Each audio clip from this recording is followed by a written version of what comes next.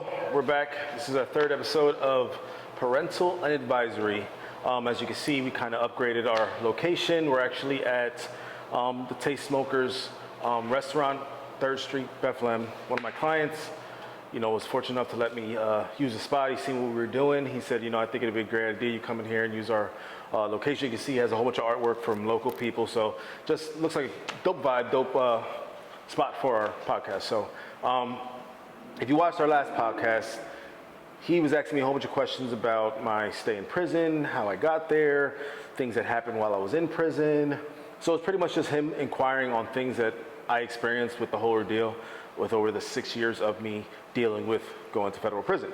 So today I wanted to start off with me actually inquiring into him.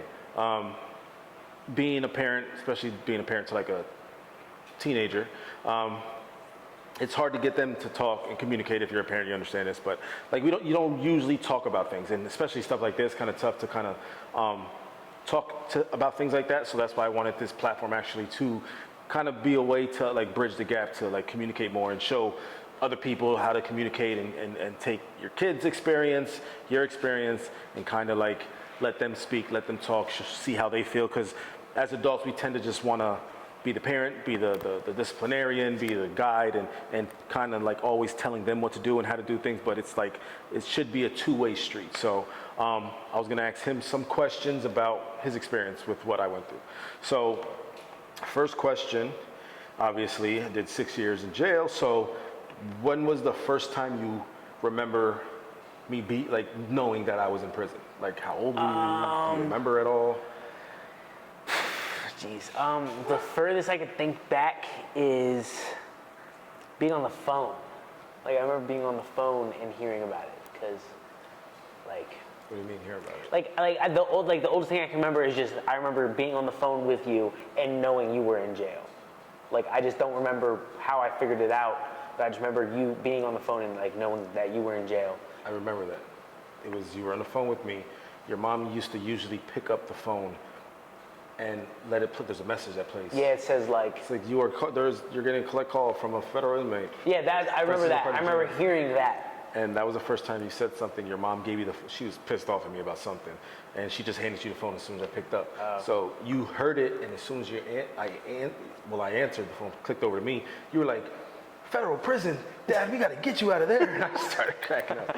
Like it was funny, but then when I got off the phone, it was like sad, because it was like you didn't know where I was at. Cause I want to say, I think we told you I was in school or I was at work. I can't remember what we used to tell you, but that was the first time that I remember you knowing. And your mom kind of was like pissed off that you knew, because then you started going around telling everybody, like at your daycare.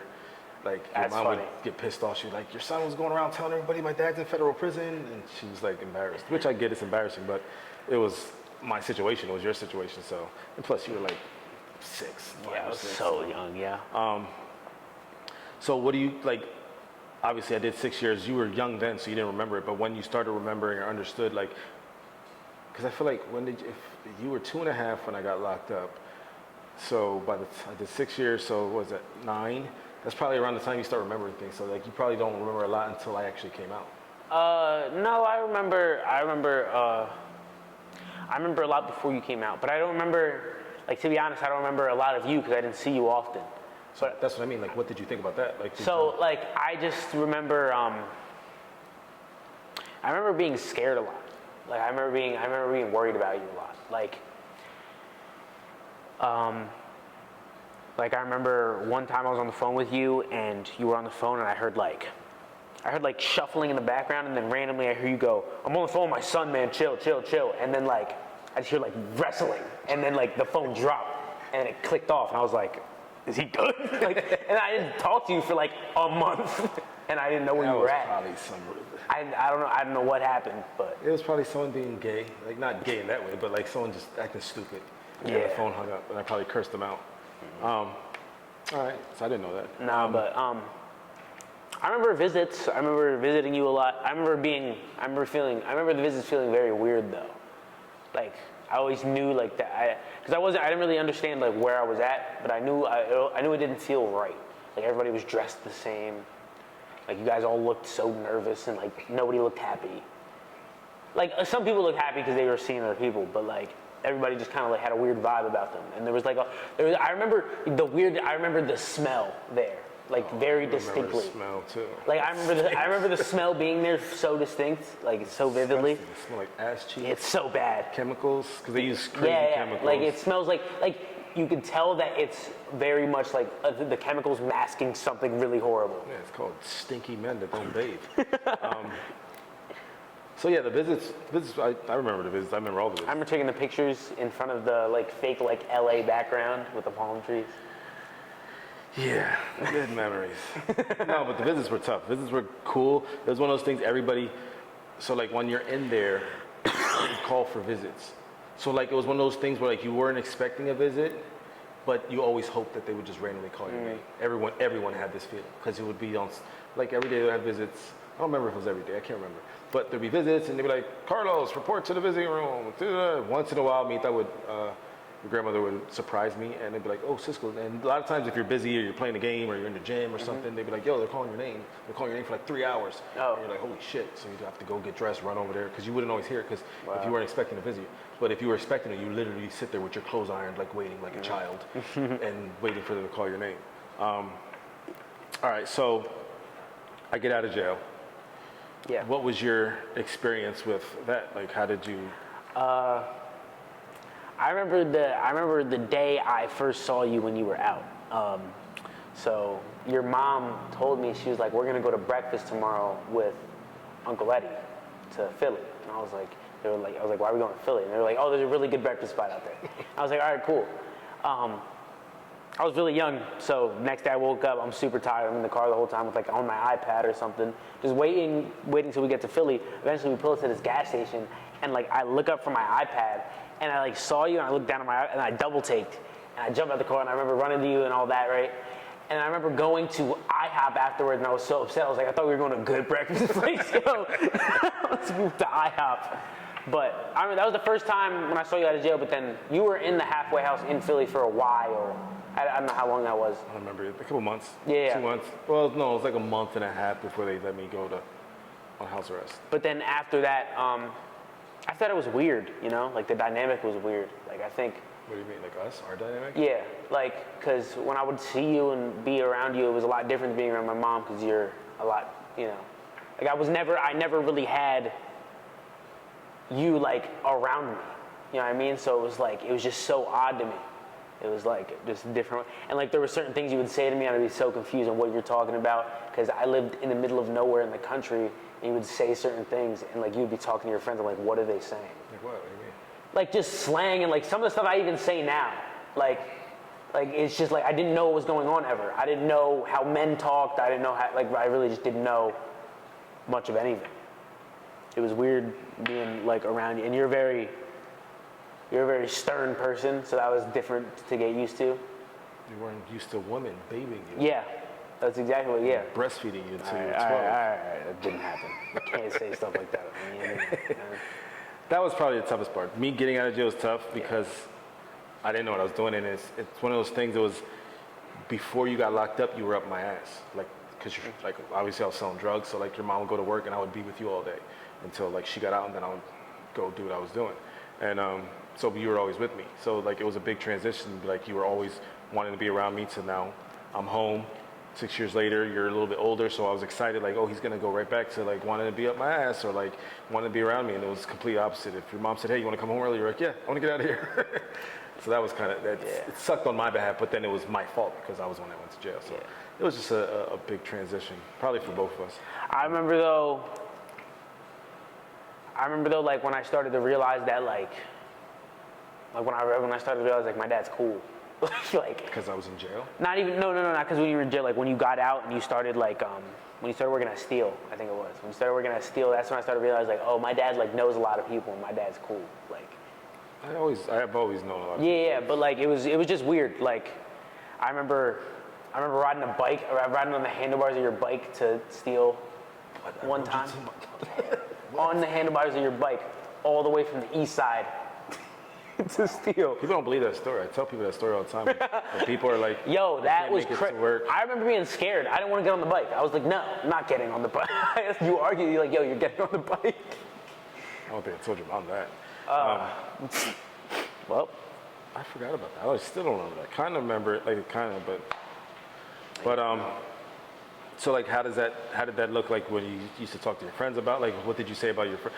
Because I know when I was growing up, my dad did 5 years. He never told us why. It was always one thing. Like, we knew he was in jail. I remember when he came out. I remember the day he came out. I still remember the day he came out. But we never knew why he got locked up. So I remember I used to always look his stuff up on morningcall.com. So like I would type his name in, look him up, and I would like print out the articles and go to school. And to me, it was like cool. Like, oh, look, my dad hit somebody in the head with a hammer. Like, it was.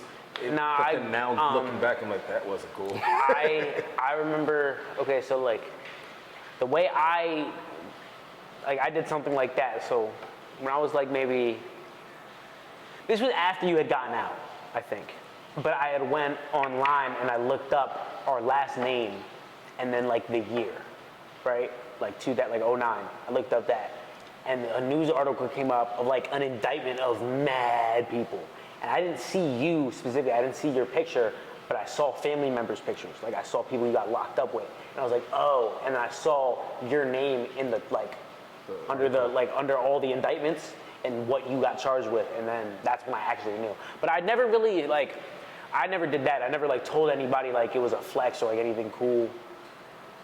Cause I mean, as I got older, I was more like if somebody asked, I would tell them. Well, it's probably because where you grew up. Where I grew up is crazy. Well, like they would. How you grew up, that wasn't a cool thing. Yeah. The environment I grew up in my time era with rap, with just being in that, like, people looked up to people that were like gangsters or like. Yeah, but that was a psychopath. Like, yeah. to shoot people or stab people. Like, my dad was known for like stabbing people, and it's like, to me that was cool because everyone like, oh, your dad, oh, he was crazy back in the day. So it was kind of flex, but then when you get older, it's like, it wasn't really a flex. Yeah. Like, but anyways, yeah. So how's it now? Like, I mean, obviously I've been home now. So what is your perception of me now from? I mean, you see the transformation from when I first came out. So yeah, I think that's the biggest thing now is like, when you first got out, like I saw you struggle like a lot. Like, what do you mean struggle as far as like? Like struggle, like we were living like not in the best place. We had no offense, Pete. We were living at Pete's house. Yeah, we were living at Pete's crib. Not the best place. He's gonna see them like, what the hell's wrong with my house? No, it's not even that. No. It was, we were living with two grown men. Like, I was sleeping on the couch of this house. Like, it was just like, it was. He looked out for me though. Yeah, for sure. Like, shout out to Pete, because without him, you wouldn't have been. He let me live there for a year for free. No, for sure. It was just like a weird environment for me. It was so different. But watching you go from that to eventually, starting your own business, like seeing you hustle and make money, and then like now it's like it's crazy, just the transformation of like how far you came. I remember I realized like that, like, oh wow, my dad's starting to like do good for himself when you bought the first Beamer. I remember I was sitting with my friend and I showed my friend, I was like, yo, look at this car my dad got. He was like, yo, damn. We were like 9. But I remember that was cool. I was like, yo, my dad's gonna have we were like maybe like 11. I don't know how old I was, but I remember that was cool. Like just seeing the transformation from like when you first got, even like how you looked. Like when you got out, you were like skinny. You were like 140. No, I was never 140. You were like 140, bro. No, I came home at 175. If me that now, was from being in me now and you back then, I'm folding you. I'm bodying you, yo, I promise. You were like, you victim weight, yo. I was. Yeah. But that was because I was in a hole. I lost a lot of because I got big in there. I lost a lot of my weight. And then when I came out, right before you stress, when you know you're going home, you start stressing. So then what people do, what I did, is you overwork out. Because you're like, I got to get in the best shape of my life. Girls, I got to get a six-pack. So I was literally out every night. I would work out in the morning. I'd work out in the afternoon, lifting weights. And then at night, I would do 30 to 45 minutes of burpees. Oh my God. There's like rooms called quiet rooms that like people go to sit or like do push-ups or just think or read or whatever. I would go in there and do burpees. I would start at like 30. I would do 30 down. So I'd do 30. Then I'd do 20. Then I'll do 29, then I'll do 28. Oh my God. And then I would go back up. So people would walk in the room and the floor would be covered in sweat. They're like, yo, what the hell are you doing? I'm like, I'm going home. They're like, oh, you're stressing. And so I came out and I thought I looked good, but then I looked back at my picture, I'm like, well, I look like a crackhead. No, you did, yeah. When you came out, you were so skinny.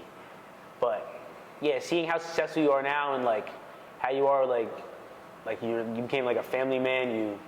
You know. I always been a family man. Well, I know, no. I just made stupid decisions based off of being a family man. Yeah. It was, I tell everybody that because everybody's like, you know, like how I married Kay right away, married fast. Like that's something your grandmother always taught me. Like you don't date to just date to like sleep around. It's if you like somebody, you date them, you get to know them, and if you want to take them seriously, you get married eventually. And that's just how I've always been. I've always been in a relationship. I think my whole entire life I may have been single for like 4 months. Jeez. I mean, in jail I was single, but That's like, gotta be stressful, yo. Dealing with women all your life. no, you're gonna. I keep telling you this. One day you'll see women. All the time, yo, though. Yeah, that's a yin and yang. You can't just walk around being a tough ass and a hard ass all the There's time. a lot of yang, bro. Shut up. Anyways, so yeah, the getting out, all that. So like the biggest, I think you kids don't understand this, and you don't understand my focus and like my grind has always been for you guys. Like, I mean, mostly you've been though, like up until Maceo, but like even with Mila now, she's being my stepdaughter. But like my main hustle has always been like I got to make sure Adrian never has to, because the reason why I was in the streets was because I moved out when I was 17. My dad worked, but he took care of my mom. She didn't work. He had 4 kids, so he didn't have a lot of money. He worked warehouse and stuff like that. So like everything that he would get would go to bills and stuff. So like I didn't get shoes, I didn't get clothes, I didn't do that. So like as soon as I could work, I would always hustle and grind. That's where my grind comes from. Like I never knew not how to grind because it's like, all right, if you want something, you have to work for it. Nobody's gonna give it to me. My dad's not gonna come like, hey, you get an allowance, or hey, I bought you this for. We didn't celebrate birthdays and Christmas and all that. So like everything I got, I had to grind. So even when you were born, that was my main thing. I don't think I ever told you why or how I started. No, you never really did. I was in a halfway house, not a halfway, work release, like hit and run with the car incident. I wound up going in work release. So I got out. Your mom was at a temp agency. She got me a job at this. It was like a car. They sold paper. Like, you know how you get a frame from like Walmart or something?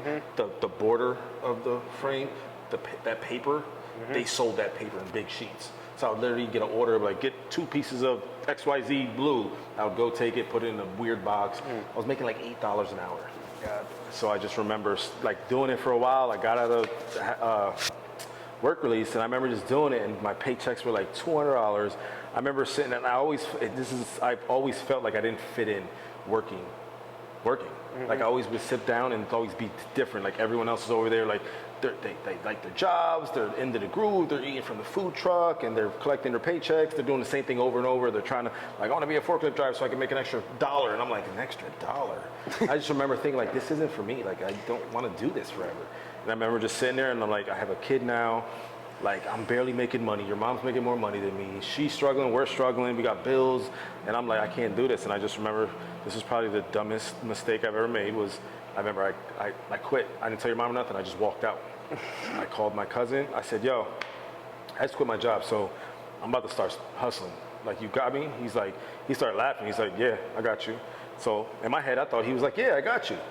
So I was taking the bus. I didn't have a car because your mom would pick me up. So I took the bus. I think I texted your mom or called her. I said, yo, I just quit. She's like, what do you mean you quit? I said, don't worry about it. I'm going to make money. She's like, how? And I'm like, just don't worry about it. Went to my cousin's house.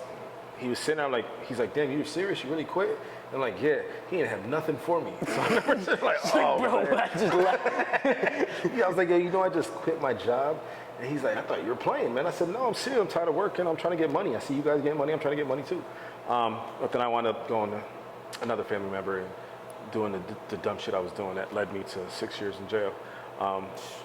But it's crazy. It's one of those things I always tell you, like, you make decisions off of impulse or like emotions, they're never good. Because that was an impulsive, emotional decision. I didn't think it through. I didn't think like the trouble I'm going to get into, and the shit. You just don't think that. I just looked at the end game. Like, they're making money.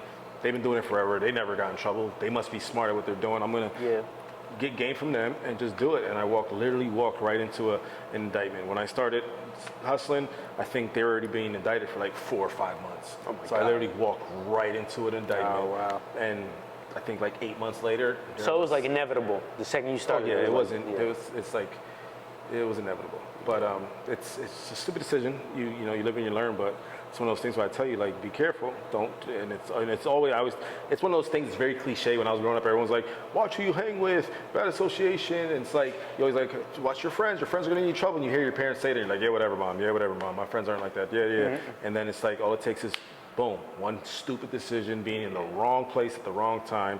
People don't think that's a real thing. It's a real thing because I experienced it. I was in the wrong place, the wrong time. I wasn't even doing anything.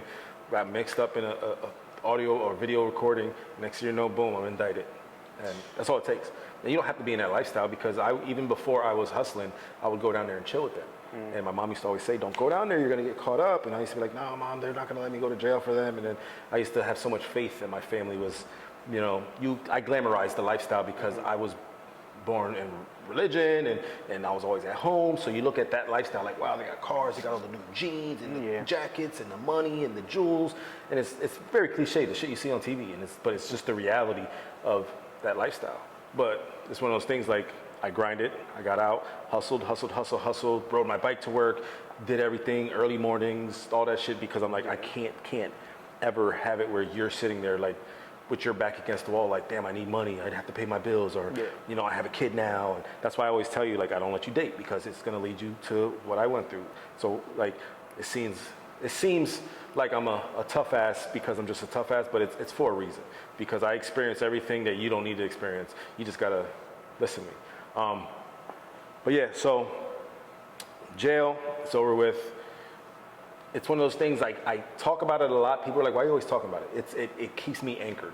So, like, I remember when I first came home, I used to put my ID, because you get an ID in jail that you have to show when you go to, like, visits and stuff. I had my ID, my inmate number, my picture. I had a little, it looked like the thing you have on the audio thing. It was like this, it was an MP3 player. I had my MP3 player and I had a watch. So I would clip the MP3 player every day before I would go to work or start my day, I would look at that stuff because it reminded me of like, don't go back. Don't go back, because that's all it takes. It's tough when you're starting off, or even now it gets tough, where like, my clients are always, I don't have a lot of clients sometimes, or like the economy's down, or like people aren't spending money, so like I'm grinding, especially now with like Kay starting her own business, so like all the weight of bills is on me, and it's like, you sit there and you're like, all right, you gotta stick through this, because it's so easy. Like, I'm not doing this. You know, kingpins I met, people that like, yo, sis, you need something, I'll get you 10 bricks, and I'm like, ah. And it's just, for real, you meet a lot of people, you meet a lot of connections, and you're good people, and there's still people out there doing things. It's like, it's so easy, like, you know what, this is stupid. I'm sitting there hustling and grinding, I'm making X, Y, Z. I can easily go and do this real quick. I'm smarter now, I went to jail, I learned the ropes, they can't catch me this time, because a lot of people do it. A lot of people I was locked up with, they did the same shit, and they wound up right back in jail. They meet connects and they're like, yeah, I got this new connect that I met over here and it's good people. Then they get right back and they get caught right back up and they went right back in prison. And yeah, it's just a stupid cycle that I'm trying to break you guys with. So like, all right, so I did obviously I didn't do drugs, I sold drugs. Have you ever, like, I don't know, kids think about dumb shit or talk about that. Have you ever thought about like, oh, let me hustle, or like let me hustle? I never thought about selling drugs. I don't know, it's a thought. You listen to rap, they talk about it in rap. Kid, I don't know what the hell you kids listen to or think about. I mean, I've thought about doing some crazy stuff and not selling drugs. Like what? We need crazy stuff. Like stupid stuff, but never anything like crazy like selling drugs. But like, that's a good thing, because I thought about it growing up my entire life. I think it's a lot different because you like I don't think that's ever like a necessity for me. Like, that's never been a thought in my head because I don't think I've ever needed money that bad. Like, that's the point. That means it's working. Yeah. No, that's the point. It's just like I said. It's one of those things. I experienced it. I definitely don't want you to experience it. And it's something that you, like, I try to be a role model because one day you're going to have a son. One day you're going to understand the way I think, the way I am with you. You don't understand it until you have a kid. Right now you're going through a phase in life. 15, when I was 15, I thought I knew everything. Then it's like, then I started liking girls or going like chilling and this and that. And it's like your parents start to like dwindle. Like they're there, but their voices start to get smaller and smaller. And it's one of those things like you can't let that happen, because I wish I wouldn't have. It was one of those things like I wish my dad would have punched me in my face, broke my legs, like to keep me from going to jail for 6 years. I didn't give a shit. Like at the time I probably would have been mad, but like And now I look at it, I'm a father, if you were ever out there selling drugs or doing something, I'm breaking your legs. Like, oh, you want to hustle, you don't listen to me? How about this? I break your legs, you can't sell drugs because you're in a wheelchair or you're in crutches at your house. I can sell drugs in a wheelchair. Well, all right, and then I'll snitch on you. That's crazy. Yeah. And then I'll snitch on. No, but it's one of those things that as a father, you should, like, the protection never stops. So that's why a lot of people that's why the way I am with you is different from all the kids you see, because there's kids that are allowed to go party and have girlfriends and this and that. But at the end of the day, it's not beneficial it's not beneficial. Protection as a father doesn't stop when you get 16. A lot of the parents think like, oh, they're almost grown, let them do what they want. Yeah. Then they're wondering why, like, oh, my son caught a STD, or like he got some random girl pregnant, or he has drugs in his book bag. I don't know what to do. He doesn't listen to me. He just goes out, he sneaks out, and it's like, what? Like, all right, that's your fault. So I shouldn't be doing all those things? Shut up, man. It's just one of the things you have to be a protector, to be a real man and a father.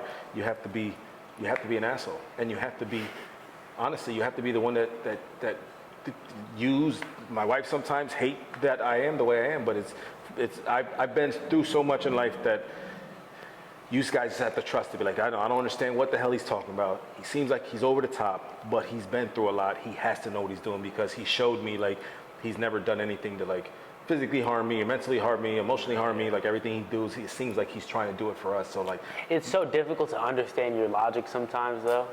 You're not gonna, because your vision is through a tunnel. Your visual is through a very, very narrow tunnel. Your life right now is based off of things that it's new to you. So everything you're experiencing thought-wise, I've been thought that. I'm 38 years old. When you just started listening to hip hop, I remember that. I've been listening to hip hop since I was but like fully understand it. Now you're bro. like starting to understand what they're talking about. When you're a kid and they're talking about bust that ass open, bend it over, like you're like, bust what open? Who's bending over? Like you didn't know what was going on. Nah, shut up. Now you're like understanding it, and you're starting to like, okay, now like, okay, I feel this, or I feel that, or this is my vibe, or I connect with this rapper more, or I connect with this philosophy. You're starting to get into politics, and you're starting to make your own ideas and starting to think for yourself and starting to see things, and you grab it, and that's good. Like you're thinking for yourself, but you're not going to always think, because I've been in some scary situations, some scary places where it's like I don't have to explain to you. I seen a video the other day.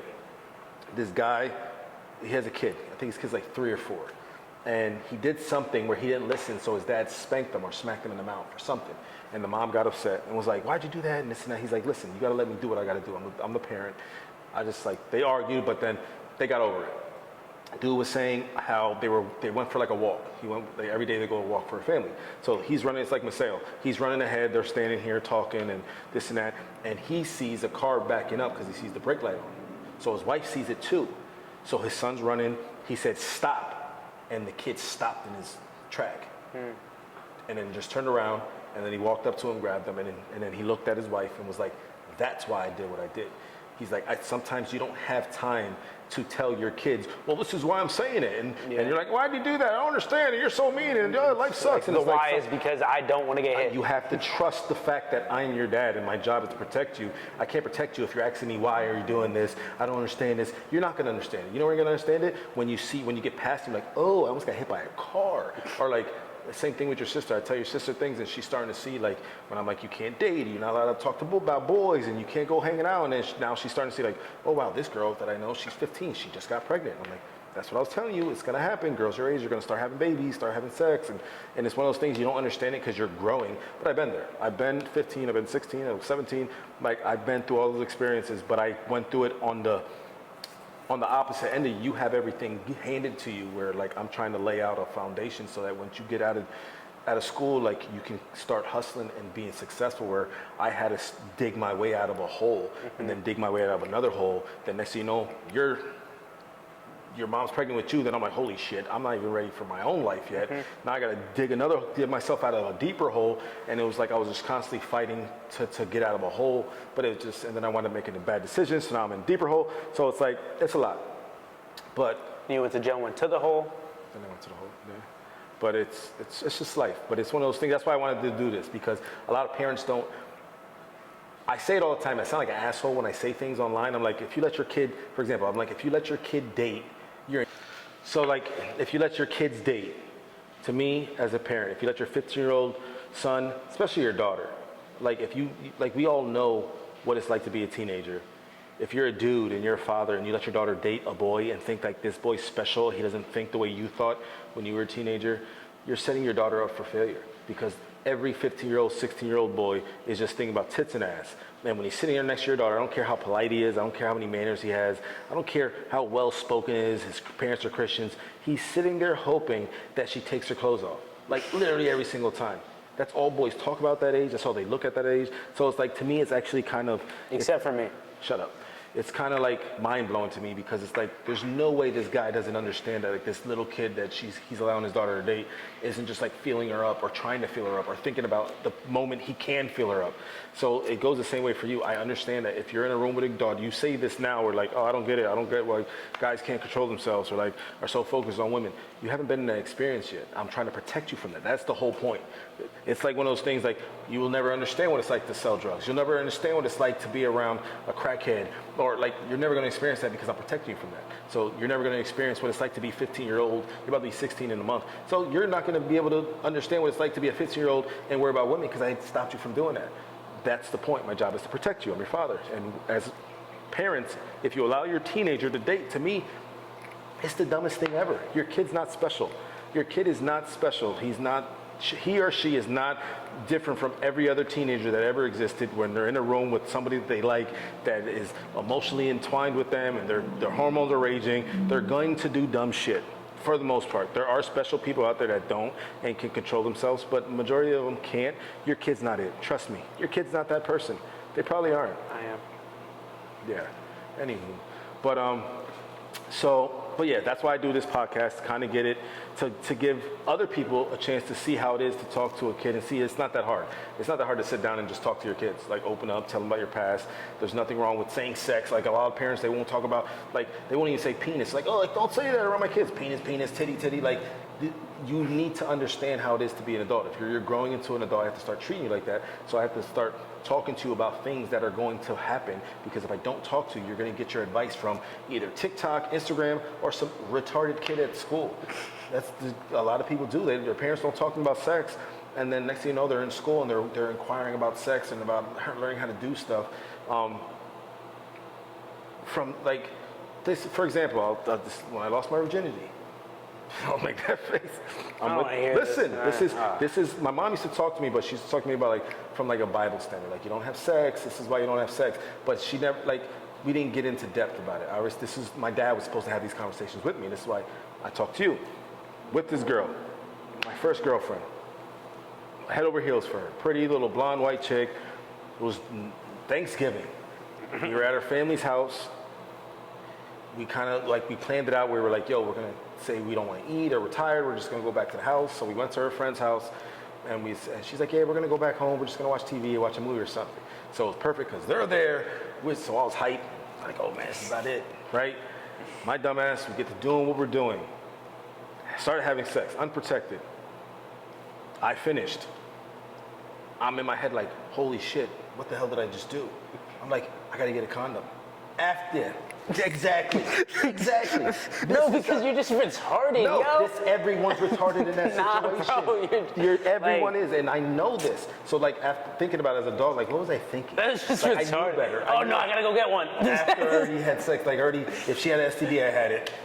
If she was gonna get pregnant, I already did that too. So I got a condom afterwards. Over for you, yeah. Yeah. So that's what I'm trying to say. That's what happens when you're a teenager and you're experiencing life and you're dealing with it, but you don't have any guidance. It's just like you can't have sex. Why? Because I told you so. But then if I don't tell you things like this, it's powerful.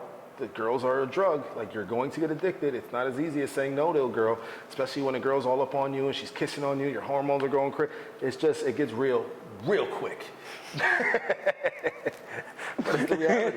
It's like your mom. She just. I swear to God, yo. Came in was like. Yo, I swear to God, yo, stop playing. That's not even she funny. Had though. Yo, stop. Yo, I swear. Bro. Shut up. No, you can't say stuff like that. But listen, I'm gonna tell you about me and your mom. She was. I hate you. Anyway. We gotta be. All right. So once again, I wanted to shout out Q for this location. Taste Smokers, south side of Bethlehem. He sells barbecue. He does smoke barbecue, smoked meat, briskets, all that stuff. But he also does events here. You see, he has some dope artwork. There's a shit ton of artwork all over the place. It's great for events, if you want to do podcasts, whatever. Shout out to Q once again. But that's it for Parental Unadvisory. Peace.